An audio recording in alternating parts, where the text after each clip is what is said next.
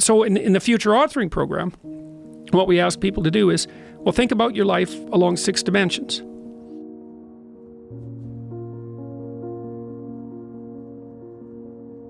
What do you want for your... So the goal is this. You're going to take care of yourself. You're going to have a life in 3 years that justifies its suffering. That's the goal. So you can invent the damn life, but you have to think what you would be satisfied with so you wouldn't be all bitter and resentful.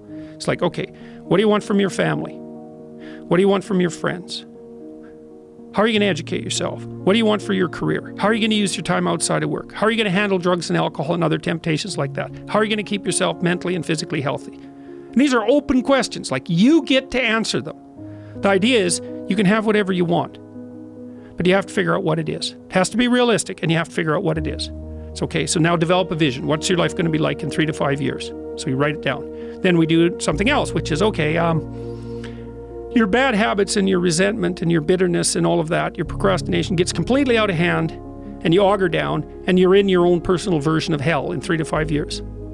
What does that look like? Well, everyone knows that. It's like everyone can look into the future and think, well, if I keep going on this dark path, this is where I'll end up. Well, then you've got little hell outlined for yourself to run away from, and you got a little heaven outlined for yourself to run towards, and then you're motivated. Because sometimes, you know, you're just hopeful. I would like a good thing to happen. It's like, yeah, but you know, I'd like to drink half a bottle of whiskey tonight too. It's like, so which is it going to be? Well, just being hopeful about the future might not be enough, but then you think, oh, I see, like, there's that little hell thing that I outlined that's waiting for me.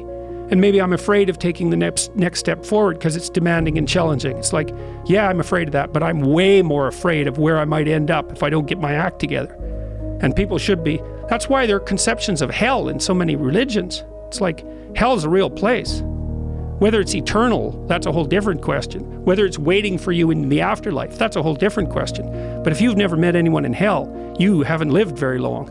You haven't had your eyes open. Yeah, it's undeniable. That feeling of total, complete misery is undeniable. Yeah, especially when it's compounded by the fact that you know you did it to yourself. Yes. That's the real fun. That's the real fun part.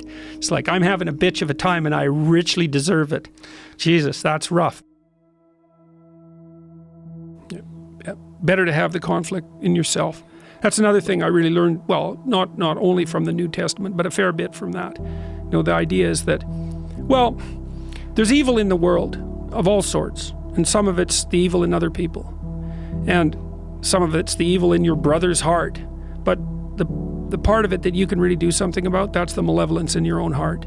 You can actually do something about that, and that's actually way more useful than you think. So, because if you can face it in you, then you start to understand it, and that also makes you strong enough to identify it and to fight it when you see it in the external world. Plus, you don't do any harm. It's like there's lots of people all over the world going out and doing reprehensible things, and you might say, well, you should go out and protest against them. Then sometimes you should, but most of the time you should think, where am I falling short of the ideal? My own ideal. Doesn't have to be one that someone puts on you. Where am I less than I should be? Where am I bitter? Where am I making the world a worse place than it has to be? Like, you ask yourself those questions, you'll be in for a big shock.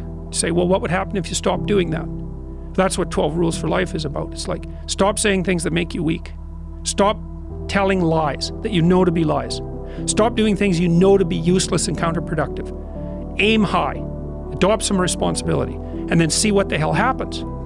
It's like, it'll work. And that's what I'm hoping people will do.